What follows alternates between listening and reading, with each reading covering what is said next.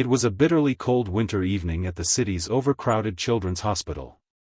Nurse Emily shuffled through the fluorescent-lit halls, her eyes heavy with exhaustion. She had just finished another long shift, working double hours to cover rent and bills. Despite her weary body and aching feet, something pulled her toward the pediatric ward, an instinct stronger than fatigue.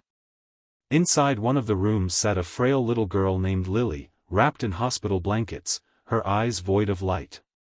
She had just been admitted. No flowers. No balloons. No family by her side. Just silence and the faint beep of machines. Emily's heart sank as she watched the girl stare blankly at the ceiling, holding back the kind of loneliness too big for her tiny body. Emily hesitated for a moment, then reached into her worn satchel and pulled out her most cherished possession, a small, handmade rag doll.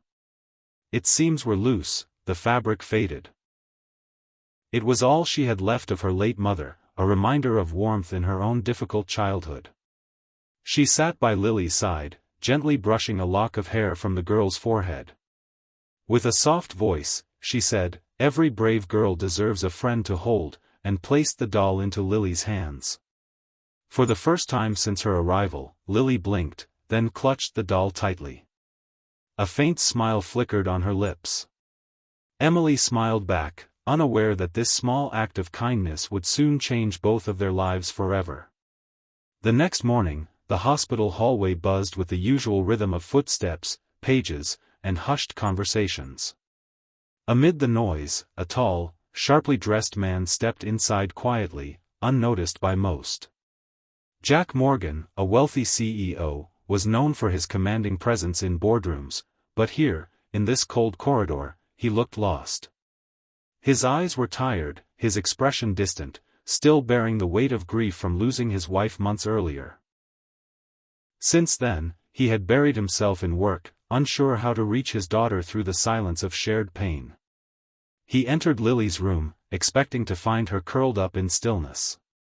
But to his surprise, she was sitting upright, cradling an old, ragged doll against her chest, smiling faintly. A real, gentle smile. It stopped him in his tracks. It was the first time he'd seen light return to her eyes since the funeral. Perplexed, he turned to a nearby nurse. "Where did she get that?" he asked. The nurse replied softly, "Nurse Emily. She gave it to Lily last night. Said every brave girl deserves a friend." Jack stood there, stunned. He didn't know who Emily was, but in that moment, he realized she had done something he hadn't been able to, reach his daughter's heart. She hadn't done it for recognition, or because she knew who he was. She had simply been kind. And that selfless act would soon awaken something long dormant in him, gratitude. And the desire to do something just as meaningful in return. The hospital supply room was dim and silent, a rare moment of stillness in Emily's chaotic world. She sat on an overturned box, hunched over, her hands rubbing her swollen feet. The clock on the wall ticked past midnight. Her scrubs clung to her skin, damp with the fatigue of another endless double shift. In her pocket, a crumpled utility bill reminded her that rent was due in 2 days, and she was short, again. Her bank account was barely breathing, and so was she. She leaned back against the shelves and closed her eyes, just for a moment, letting the weight of exhaustion and quiet hopelessness settle over her. Still, as her fingers grazed the empty space where her doll once was, she didn't feel regret, only a strange, aching peace. That doll had comforted her through countless storms. Now it was comforting someone who needed it more. Suddenly, a small voice echoed faintly from the hallway. "Dolly nurse." Emily's eyes opened. Her heart clenched. She stood up and peeked around the door. There was Lily, barefoot in her hospital gown, holding the doll in one arm and looking down the hall with sleepy eyes. Emily wiped away a single tear with the back of her hand, pulled a tired but genuine smile across her face, and stepped out into the corridor. "Come on, sweet girl," she whispered, bending down to guide Lily back to bed. In that quiet moment, love, not money, defined her wealth. The next morning, Emily stood in her tiny kitchen, sipping instant coffee as sunlight filtered through her cracked blinds. Her worn uniform hung by the door, and bills were stacked in quiet rebellion on the table. She was trying to stay hopeful, but it was getting harder with each passing day. A sudden knock broke the silence. Cautiously, she walked to the door and opened it, only to freeze. Standing before her was Jack Morgan, impeccably dressed, yet not with the cold detachment of the man she'd once glimpsed in the hospital halls. His eyes were softer now, more human. Behind him, a sleek black limousine idled quietly at the curb. "Mr. Morgan?" Emily asked, startled. He offered a small smile, then extended a white envelope. "I'm not just a CEO," he said gently. "I'm a father. And yesterday, I saw my daughter smile, really smile, for the first time in weeks. Because of you."